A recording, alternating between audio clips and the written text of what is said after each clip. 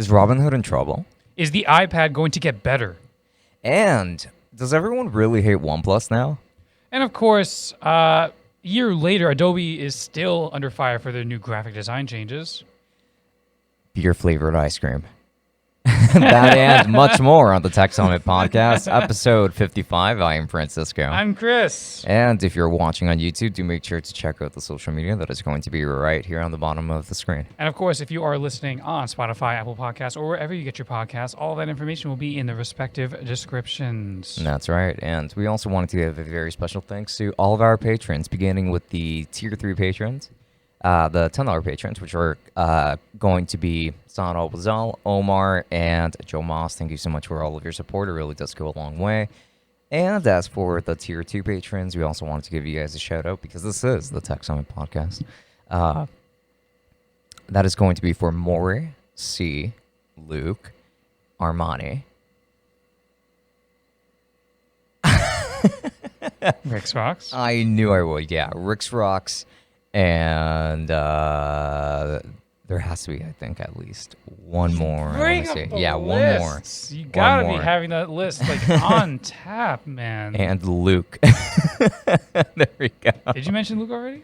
I don't know if I did or not, but Luke, you get a double shout out. yeah, Luke, you get 2 shout outs in case I already mentioned your name. But thank you so much for all of your support. It really does go a long way. Let me go ahead and find that list real quick. How do I always forget this? This is why you need to honestly constantly have that list there, especially as the Patreon grows, which of course, guys, if you aren't already subscribed to the Patreon, definitely do so. We do monthly giveaways. You know, when you're tier 2 and above, you get a chance for a monthly giveaway, which is coming soon for the month of July. And of course, you also get bonus uncensored episodes of the podcast where we say bad words and talk about a lot of random crap.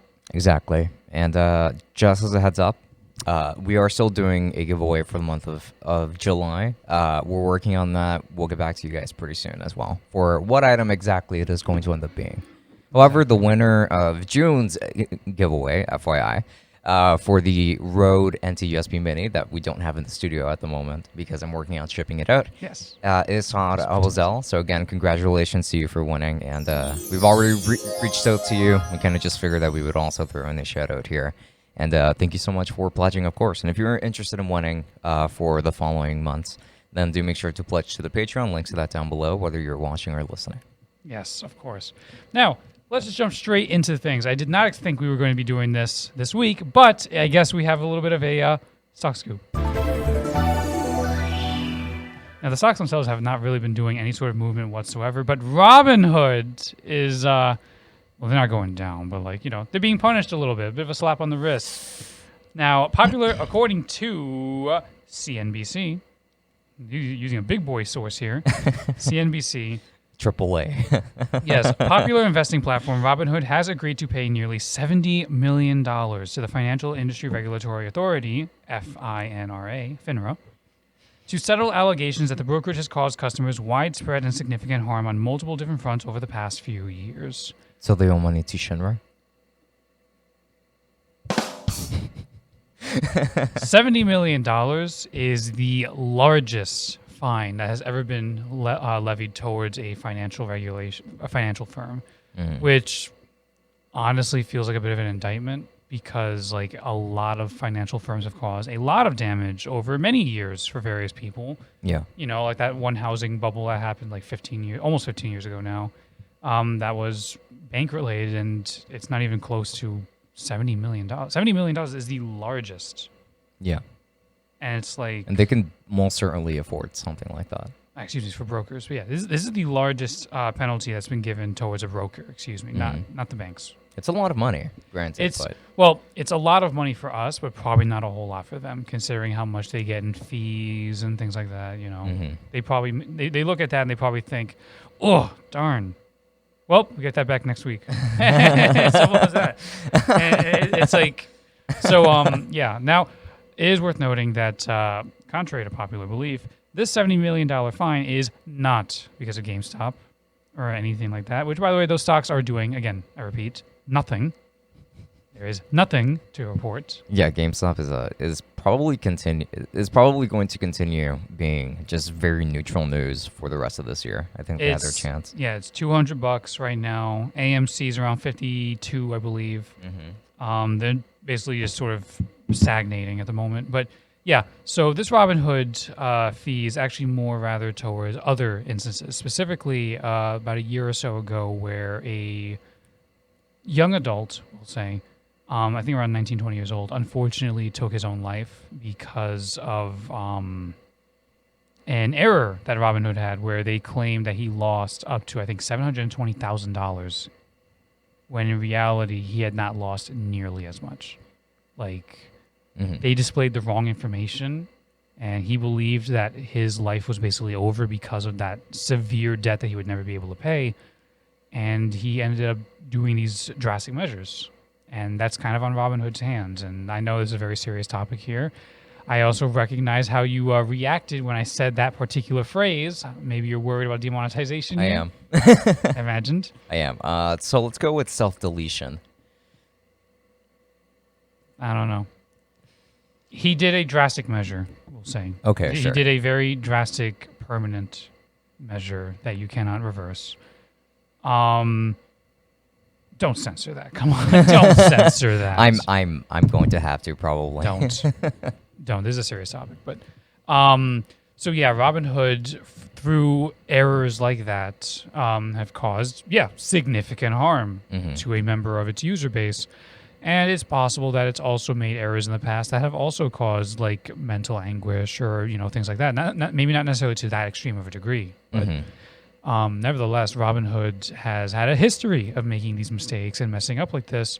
So $70 million penalty levied towards them. Again, it's not related to the GameStop debacle whatsoever.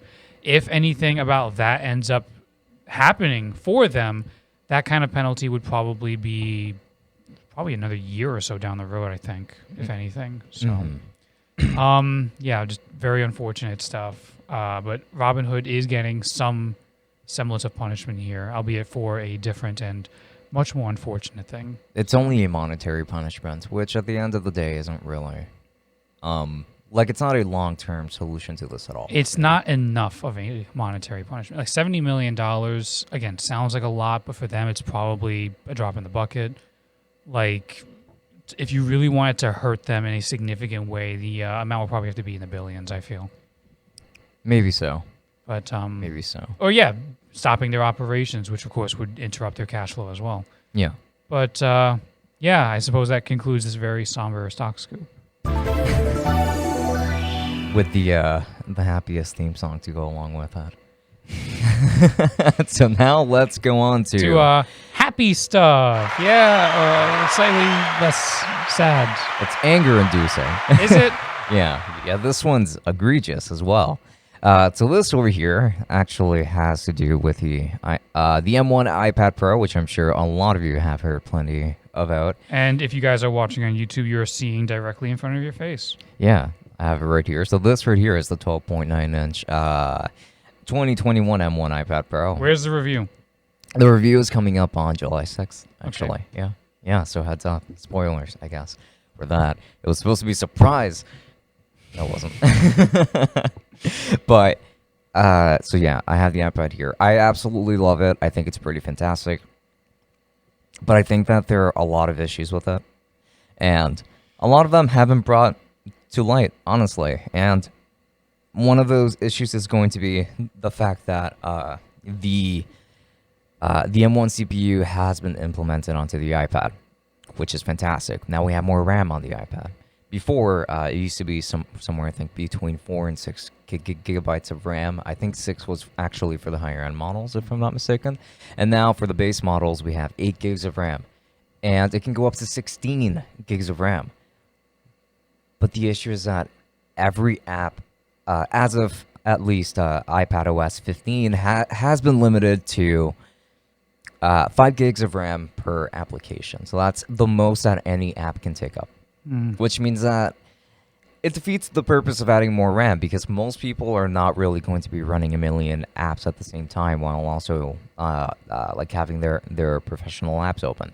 my opinion, what they might have open is maybe just like a photo editor on the side. Like, let's say that you're doing video editing, right? Like you have your LumaFusion open, and then you have Affinity Photo open. You might have a browser open, maybe your email, maybe Keep, maybe YouTube. All of those things take up very little RAM, regardless. And so having that 5 gig limitation, it just seems very arbitrary. And another thing about that, as a matter of fact, is like just the fact that it doesn't even really affect performance like that. But it just makes it seem so weird that it is being throttled in this way, because now, while they added what is essentially a much more powerful CPU onto the iPad Pro, you can't really take full advantage of it anyway because of the software right now. So basically, our greatest fears were in fact realized with this iPad Pro. It has all of this amazing power, but there's no real way to actually use it. Yeah, people have been returning it. As a matter of fact, because of that, because they're paying for extra power that they're not going to be using.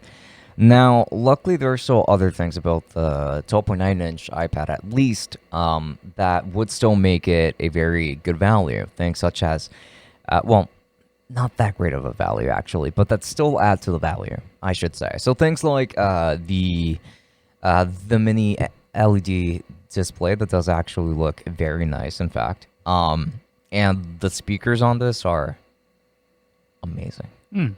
Like, I never thought that they could fit such drivers in such a thin piece of aluminum and glass. Like, that's insane. The cameras are still good, but, you know, who cares? There's a Thunderbolt port here. However, a lot of people have actually reporting a lot of issues with that Thunderbolt port because not too many Thunderbolt drives even work with this port properly. And not to mention that whenever you plug in an iPad to a 16:9 display, it doesn't stretch out to cover the entire display. It is still mostly just like a box, or at least it's like iPad shaped on that display. So like it does not stretch to cover the rest of it. So using an external monitor with an iPad Pro, even now, isn't really that great. And it sucks because this iPad can in fact support up to a 6K Pro XDR display, which is pretty much the stuff that Apple makes.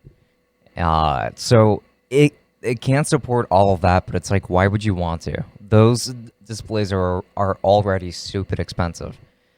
It's just a lot that you can't really take advantage of on this device, but the potential is there. You just have to let it. So as someone that we've talked about it for a while now, has been in the market for an iPad and has been waiting to see if this iPad Pro is worth it, would you recommend that I actually buy into this, or if I should just go with the Air? As somebody that doesn't have an iPad right now, I do. You really think so? I do. I recommend that you go for it. Reason being, the recent news? Is it because of the recent news? Because remember, if I'm going to be paying for all that power, I want to be able to use it. I believe that this iPad, at the moment, is just a future-proofing device. Like, right now, you won't be able to take advantage of that power, but eventually you will. And speaking of eventually, Mac rumors. Yes. Because you're talking a lot about the iPad Pro, let's get on to the news about it. Yes. So, according to Mac rumors, as always, Apple is taking a major stride that will allow developers to improve the performance of their apps on iPhones and iPads by giving them the ability to access more of a device's memory or RAM starting later this fall. Oh, sweet. There you go. So in the second betas of iOS and iPadOS 15 released to developers yesterday, well, we say yesterday, it was actually June 24th, basically. Apple is introducing a new entitlement that developers may request that will expose their apps to more memory. Apple says that this entitlement will inform the system that an app may perform better by exceeding the default app memory limit. Apple developer documentation doesn't specify how much extra RAM an app may be exposed to, and also says that this is limited to supported devices. Presumably, the new iPad Pro is one of those devices. It has to be, yeah. I mean, it wouldn't make too much sense to do that for like the older ones, because the other ones do use less RAM, like 4 to 6 gigs of RAM. So like ultimately, it doesn't really matter for those. It's unlikely that Apple will allow developers to utilize the full amount of memory on a device. While the scenario may be useful for high-end professional apps on the iPad Pro, LumaFusion and Forger. Yeah, Forger, exactly. It would significantly slow down the system and make it harder to multitask with different apps. Users of the iPad Pro, and more so recently thanks to the M1 iPad Pro, have complained that iPad OS is limiting the true potential performance of the iPad. Thank you. Yeah, it sounds like they're starting to feel a little bit of pressure because so many people have been returning it. The iPad Pro with the M1 chip is basically on that power level of like a MacBook. So I personally think it's entirely possible that it could be using Mac OS. I still think. It could, but it never will. Like a modified Mac OS. Realistically, it never will. And the reason for that is because if they make the iPad far too similar to the MacBooks, it will defeat the purpose of getting a MacBook. There's people who are always going to want that MacBook. They are two different markets, but it's like if you're putting out this sort of professional blurring the line between iPad and MacBook device like this iPad Pro is, it's like, why not allow us to take full advantage of that use? People who want a MacBook, they'll buy a MacBook. People who want just a regular iPad, there's the iPad Air, or even the Mini. Yeah, that's right now. But however, in the future, like let's say that they do end up adding some kind of form of like modified Mac OS onto the iPad. I mean, you're going to get a touchscreen MacBook essentially, and you're still going to be able to run those apps. It's going to be cheaper too if you want like a smaller 11-inch form factor, and if you want it to be like your natural laptop with a cursor and a keyboard, then you can buy just about any keyboard attachment for it and get that to work. On that end, do you think it's actually possible that the MacBook becomes obsolete as the iPads get better? No. You don't think so? Because Apple doesn't want it to. And it's very apparent in the software. I mean, one of the things that definitely comes into effect there, and I am going to go back to complaining about the iPad Pro in this sense, is that so Apple's first party Magic Keyboard, right? The one with the trackpad. $350 for the 12.9-inch model. Ouch. Yeah. So if you want that accessory on here, you would have to turn on the accessibility features, to be able to turn on the cursor. It's an accessibility feature. It's not really something that's meant to be all that useful. You do get gestures and stuff like with the trackpad and all, but I don't personally find those gestures to be all that useful. I want to be able to like point and click just fine. But right now, the kind of cursor that they give you is just a circle. And it's a relatively big circle that covers quite a bit of ground. So like it's not like how it is on Android, for instance. Android has a genuine cursor, right? Like the kind that you would see on Windows. They've already had this for a very long time. And then for the iPad, it's just a giant circle that, as of now at least, I have not been able to figure out if I can just click to trigger anything without it being just that, I'm hovering over an app accidentally and I stay there for a little bit too long, so now it's just going to open on its own. Because right now, hover to open is all that I have been able to come across. I have not been, I've been digging into those settings for quite a while, and I have not seen the option to be able to turn that off and just make it so that I can click on something. I can click on stuff and still open it and trigger it, but the thing is that if I'm hovering over something, it'll already trigger it. Right. Like, do you see how annoying that can be? Extremely. Yeah. So, I don't use the trackpad functionality all that often, personally. It is very useful having a keyboard. I don't think it's very useful having a trackpad right now. So having that $350 accessory is kind of a moot point. Yeah. I mean, they could always do quality of life fixes as we progress further. Remember, there is the rumor that we talked about not too long ago. There was the Mac rumor that we talked about not too long ago, where the next generation of iPad would be using an M2 chip. I believe it was. Was it iPad or MacBook, actually? It's MacBooks. Might have been Mac. Okay, yeah. So, I mean, it's only a matter of time then that you would simply just shift the iPad over to the M2 and then just, like, it would be behind, but it's still, like, progressing to... I don't know. I just feel like the iPad Pro is like a MacBook, but touchscreen and with an optional keyboard. Yeah. And I feel like if it's going to have that power, it should be able to use it. And just the fact that you feel that way. If I'm going to be spending over $1,000 on this device, I want to be able to use it to its fullest extent. Yeah. That's perfectly reasonable. I feel the same way. If I'm spending that kind of money, I'm not using it so I can watch movies in 4K. I don't need to do that. Well, this is only a 27 something by something resolution display, so it is just around 2K. You get the idea, though. It's like, yeah, like I'm not using that display to watch movies. I'd be using this device specifically to like work, to use intensive work too. Remember, Forager's 3D software. Yeah, 3D software in particular uses a lot of memory and RAM, more so than maybe Procreate might, unless you're going like really all in on Procreate with like multiple layers and stuff like that, and like and a huge canvas size. Like Forager is going to take up a lot of memory. I want to make sure I can use as much RAM as possible. Yes, and that's going to be. For all that.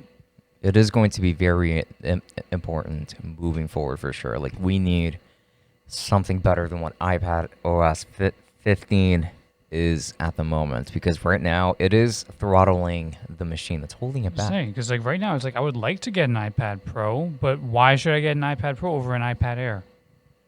Right, yeah. Why should I? And of course you had that one friend of mine who was saying, why should you get an iPad Air when you can get an original iPad for $330? So basically it's okay, like, well, let's not get too crazy. What I'm saying is like it's like there's further and further steps down to where I'm basically being encouraged to give less money to Apple as opposed to more. Yeah. And I guess that you could say that that's kind of been the idea with the iPad Pro.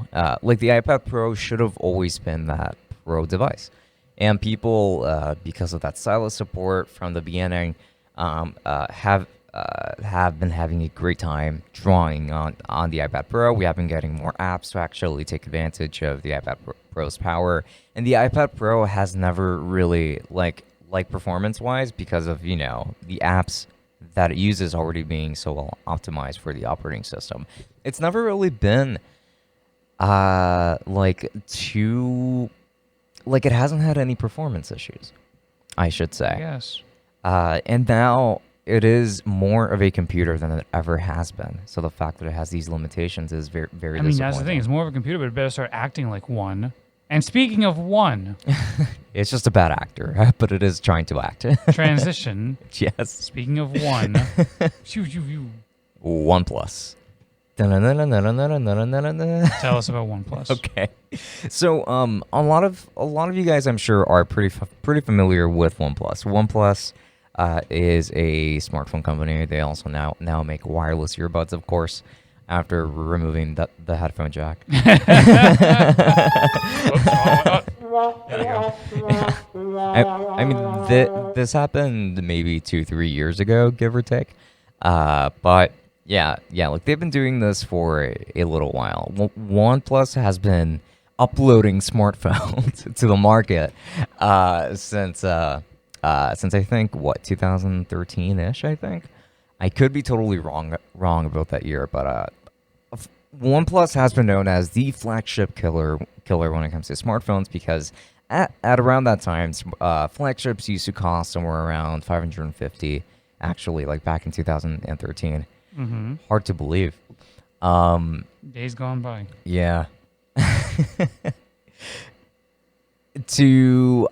think around like 650 as well, like if you wanted a bigger smartphone.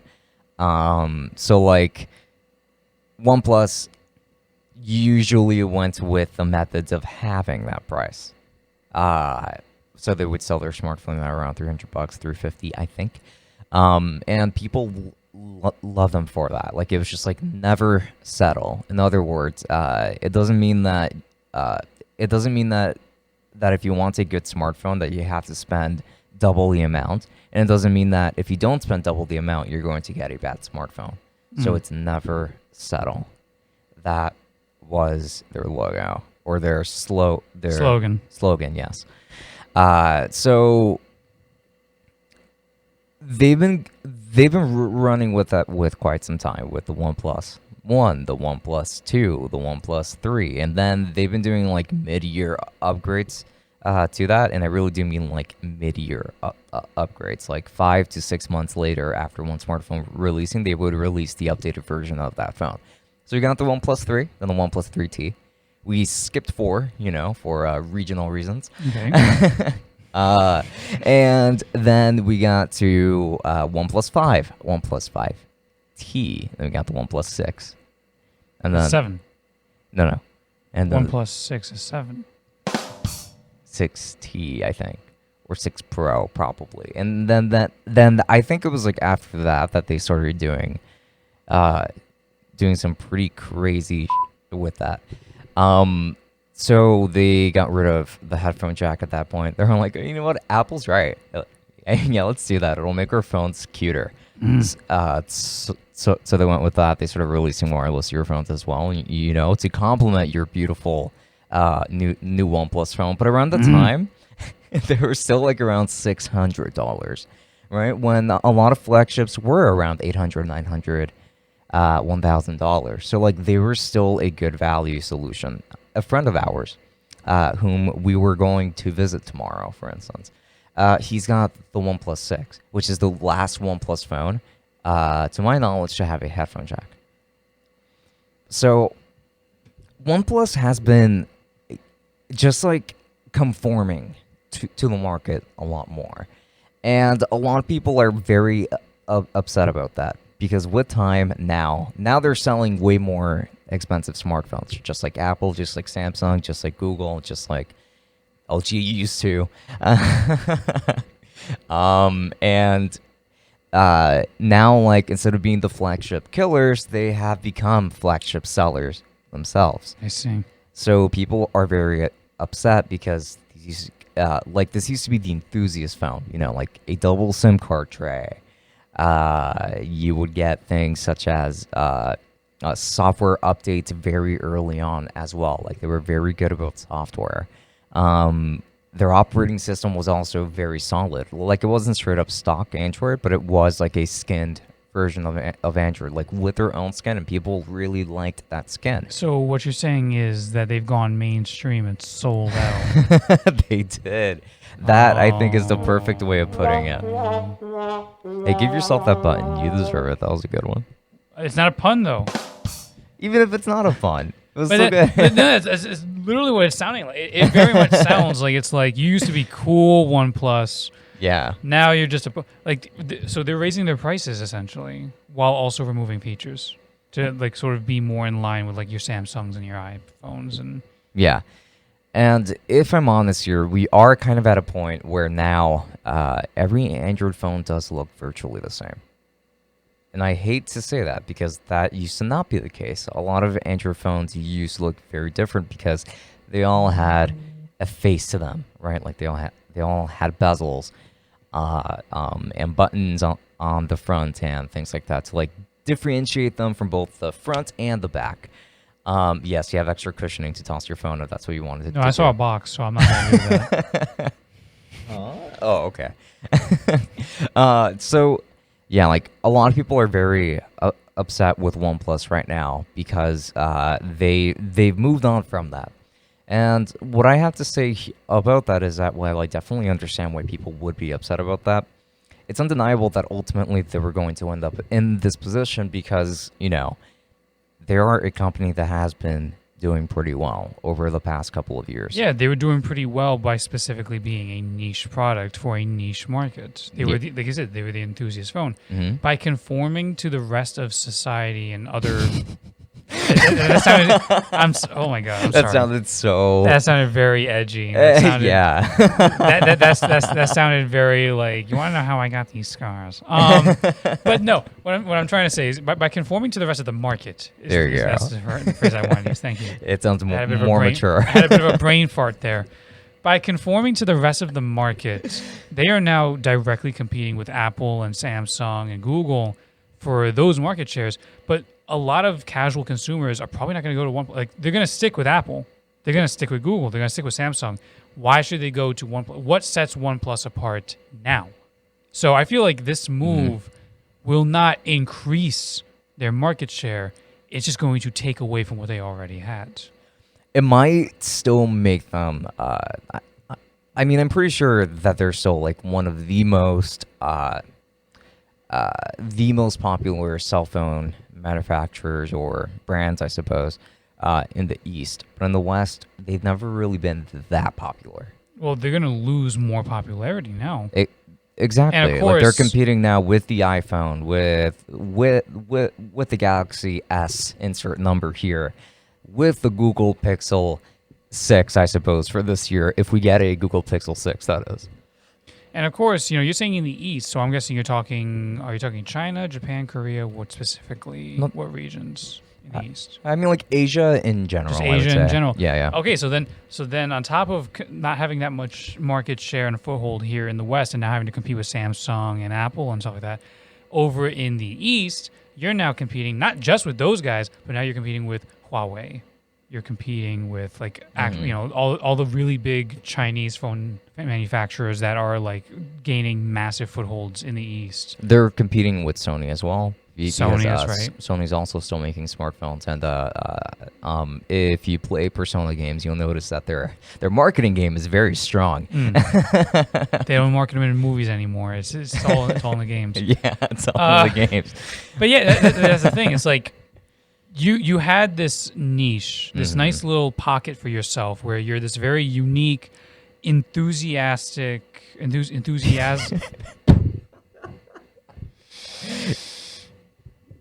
Look, it's early in the morning. Give us a break.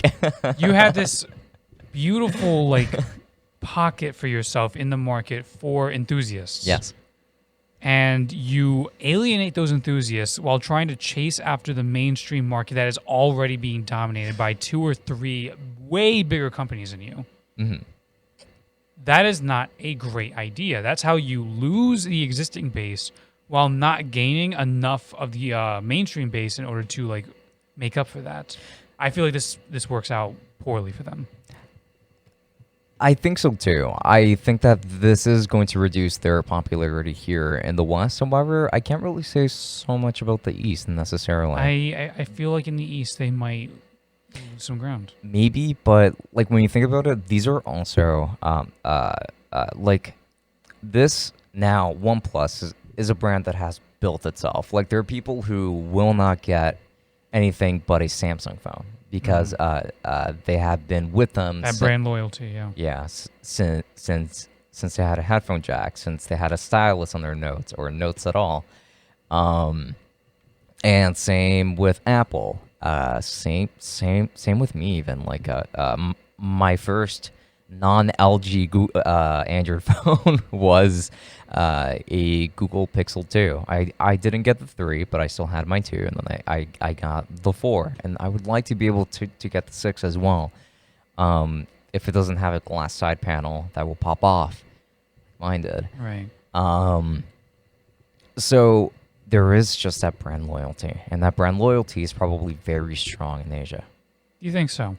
I think so. I'm a little bit more dubious. I mean, granted, I don't have brand loyalty whatsoever, so I'm looking at it from the other side. Yeah, right. You're an anarchist. Exactly. I'm an opportunist, is what I like to consider myself. Which one benefits me the most right now? Okay, which And I one's go with cheapest? That's basically a big way to look at it, yes. Which one will not destroy my piggy bank? And in this current cycle, it was Google. Yeah, But next time, that's fair. next time it might actually just be Apple. Next time, it's I don't have loyalty in that front. Right. The one thing is I've never used Samsung. Mhm. I don't think I ever will personally because I just heard way too many issues from my other family. Explosions. Not even explosions. No, I just heard way too many issues from my other family members who were Samsung loyalists for the longest time. One of which has switched over to Apple. The other one is using Samsung right now, but intends to leave it for good. When that phone breaks down, they might go to Apple or Google afterwards. I would say that Samsung phones do slow down relatively quickly because they already have one of the heavier skins in the market. So naturally, they're just going to bog down the operating system a bit. And when it comes to battery life, they haven't been doing that great either. That bugs, issues. It sounds almost a little bit like their idea of planned obsolescence is way more aggressive than Apple and other people in the market. You hear that, Apple? Take notes. No, don't take That was not notes. an endorsement. No. I don't know. Again, being sarcastic. this is from third party word. I've never used a Samsung device myself, so I'm not gonna really know any better. So I mean, hey, like if you're hearing these things, it's natural for you to like want to stay away from that. that's the way I was feeling. Like, yeah. Yeah.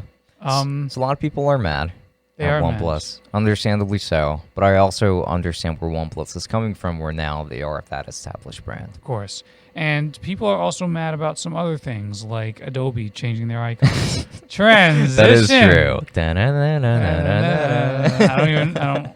We have the sound effect right here. Oh, We're not using so it. This one? Yeah, Oh, that one. No, that's not a transition sound. Okay, then The transition sound would have been. Thank God we that gotta- sound effect has been erased from existence. We'll find something. But yeah, so this was actually a topic request from one of our viewers, correct? Indeed it was. So this topic, I mean, he seems to be relatively upset that the Adobe icons are all now the same color and they look far too similar. I agree. I am also enraged by that. Agree. Yeah, strongly agree. Strongly agree. It's a very poor decision because it makes them hard to distinguish on my desktop now. I know what they were aiming for in the sense of like, oh, these are all the photo apps, so they all have the same color. These are the video editing apps, they all have the same color. But I hate it because if I recall correctly, they made Adobe Audition the same color as a lot of the video editing apps, and that just really rubs me the wrong way. Audition is purple now. Exactly. Yeah. Audition is supposed to be turquoise. Damn it. It's, I mean, Audition had a very strong green on it, I would say. exactly. It's Yeah. supposed to like. I too liked the original color scheme where everything was a little bit different, so it was like very clear to tell what was what. It helped, yeah. Um, Because their logos were just 2 letters. exactly. Yeah. And now it's like you actually have to look at the letters. Before you could just color code. Yeah. Yeah, not anymore. I mean, wait, so why is he complaining of all people now that we're mentioning color coding? Don't do that. I won't. Don't do that. I won't. I mean, to be fair, Yeah. even if you do have that condition, it can still become like difficult to differentiate. Like, Absolutely. I feel like it's even more difficult to differentiate. Yeah. Like, so, Yeah, I agree. like the fact that Adobe, I don't understand what exactly Adobe's thought process. I just explained it earlier what their thought process probably was, but it's not a good one. It's not a good thought process. Yeah. It's just- I really don't like that they're all the same color because the apps now look the same. Now, luckily, on my Stream Deck, for example, the icons haven't changed. So, like, luckily, I can just easily identify the app, click on it, and that's it. But, like, if I'm searching for it on my desktop, for instance, it is going to be harder right. to identify. Like I'm going to have to read what's underneath the icon, and it's like, why? Similarly, I also had a thing where like it's not too big of a deal necessarily because for me, I usually go into the search bar. I just type in the first few letters of what I want, and naturally, I'm gonna like if I'm typing in AFT, I'm not gonna get Premiere and be like, "Oh, is that Premiere?" No, I'm not gonna do that, even though the colors are the same. But it's still really annoying. It's an eyesore. I really don't like it, and I don't get what the deal is with a lot of these corporate places that they change their logos to try and be more simplified or whatever, but it ends up coming out worse. Like Adobe is not even close to the first one to be doing that. There's been several places that have done that, For sure. making these things look worse, less unique. I can't think of any examples off the top of my head right now. Yeah, it just really sucks that Adobe is doing this because Adobe. They're marketing themselves off graphic design and art, and they forgot that first tenet of that. The first tenet. Yeah, I mean, these guys, like, they make a lot of software, and I always download. Like, if I'm paying for the suite, I will download every single piece of software, to at least pretend like I'm taking advantage of everything. Really, you do that? Yeah. I don't. I want to save some space on my computer. I understand that Adobe apps are pretty big. I just keep what I have. I just hold on to what I need. For me, that's Photoshop, Premiere, After Effects, Audition. Every now and then Encoder. I'll have Encoder, yeah, and every now and then I'll have Illustrator on there. Not super often, but there's been a couple of times where it comes in handy. I hate it, Illustrator. I personally hate it, but there are a lot of people that find it incredibly useful. This is very interesting. I actually have a friend who works and does art exclusively in Illustrator because they like the vector like lining and stuff like that. Like it's very clean for them. That's good for them that they're able to work with it, but I can't. Yeah. I need Photoshop. Yeah. If I'm doing 2D art, Photoshop. It's... Very few times I do 2D art. On the rare chance that I'm caught doing 2D art. If I'm designing a logo, I'm probably going to do it in Photoshop. I'll say that much. No, if I'm doing a logo, it's Illustrator, yeah. You? Illustrator? If I'm doing a logo, I'm going to be doing it in Illustrator, yeah. Really? Yeah. So you do know how to use Illustrator, then? No, not really. I never designed logos. But if I had to, I would use Illustrator. So you would just like go ahead and try to learn Illustrator then? Yeah, I would learn Illustrator. I would learn Illustrator specifically so I can do logos and stuff like that. Yeah. Oh, okay. Interesting. Like I would do like a whole boot camp for that whole thing. Like I have no problem. Like I want to use the best software for the job, and if in this instance, if the best software for like making logos and graphic design like that is going to be Illustrator, then I'm going to use Illustrator. That is actually a very good way of looking at it. I myself cannot get used to the pen tool as much as I try. I just can't. Like vector art, I just don't work well with it. Me and vector art just don't mix. I need to be able to like make my scratchy, unstable lines and stuff, and say, look at that, like that's so cute and endearing because it's mine. Okay, I get that. I totally get that. Yeah, that's definitely gonna be a Photoshop thing more than anything. I mean, sure. Maybe even GIMP or MS Paint. Yes. The beauty of it is that that technique works in many different software. But yeah, like that is, it is unfortunate, that like these, like all of these apps kind of lost their personalities outside. They meshed their personalities with the main piece of like all of the photo apps now look like Photoshop. All of the video editing apps look like Premiere. All of the graphic design apps look like Illustrator. Even though, are there any other apps that are orange besides Illustrator now? Oh, I honestly can't think of any other ones, quite frankly. You know which one? You know what one I liked that was pretty unique in my opinion? Dreamweaver with its like lime green. Oh yeah, that is true. Dreamweaver, that was a good one. Yeah, Dreamweaver. I think I tried using it once because like Dreamweaver is a coding / web development software, right? Yes. Yeah, I think I attempted to use it once, but like in school, I do remember that we were mostly taught brackets, so that's what I mostly had to stick with.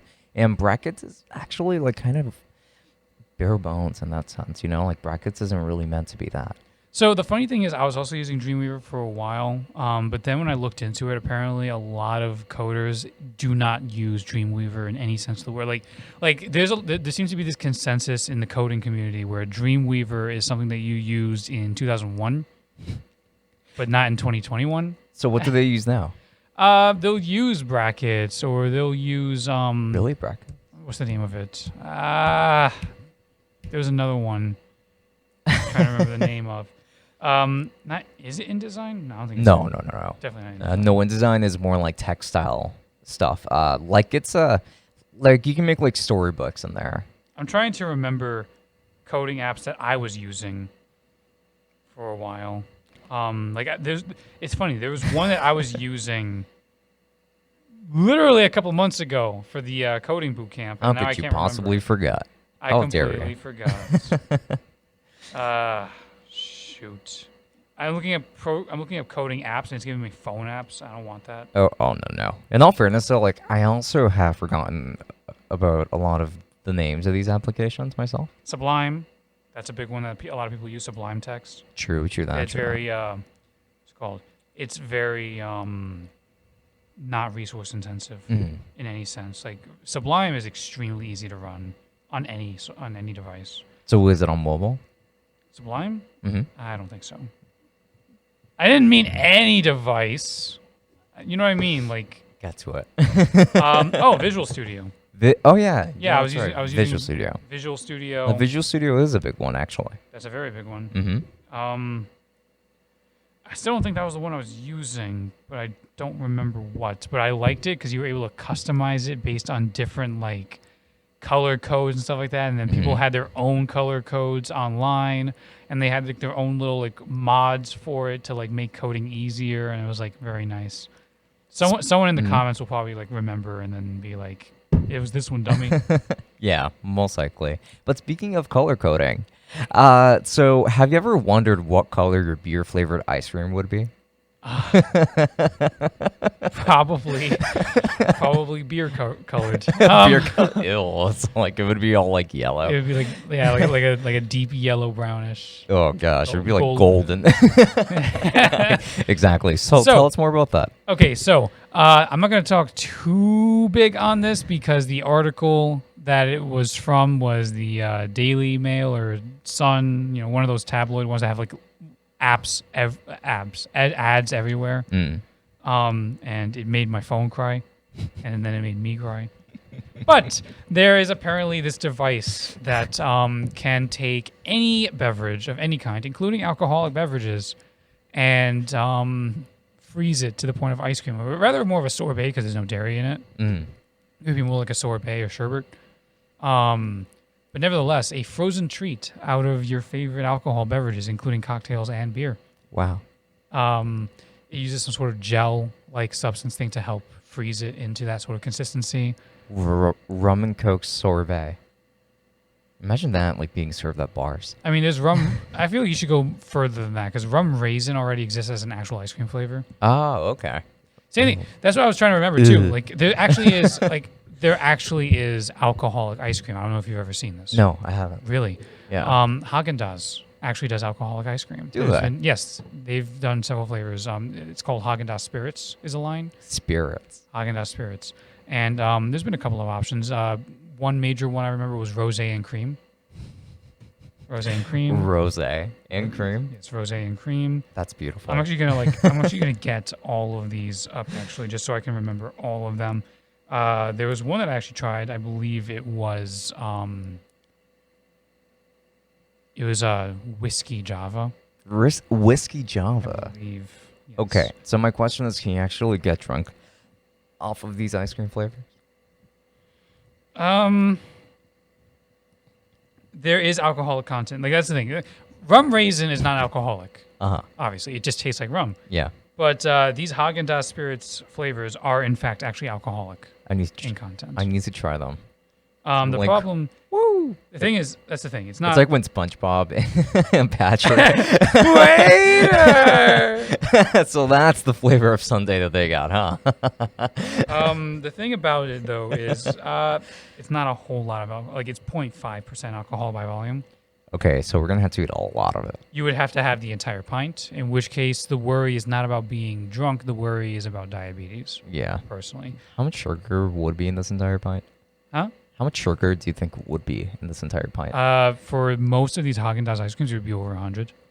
100 grams of sugar. Over 100 grams, definitely. Okay, yeah, no. These are not meant to be consumed in one day. Damn it. No, the serving size there's like 4 servings per size, and that's why I get frustrated. My father was like, "Why are you taking so long to eat this ice cream?" And it's like, I'm not scarfing it in 2 sittings. Yeah, I need to let this, digest.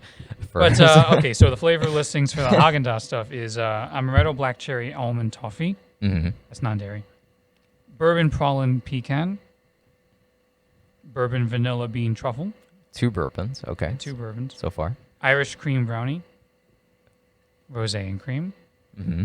Rum tres leches. Rum tres leches. Whiskey hazelnut latte. That's what I had. I want to try one of these. I can say very much. You do not taste a whole lot of hazelnut. You taste a little bit of latte. I tasted a shit ton of whiskey. I forgot that I'm not on the bonus episode. Yeah. We got some post-production to do here now. Oh, no. Thanks, man. I forgot I'm not on the bonus episode. It's all good. Because this kind of subject is, in fact, the kind of thing that we would talk about on the bonus episodes. Yeah. So, subscribe to that Patreon. Come on. Yeah.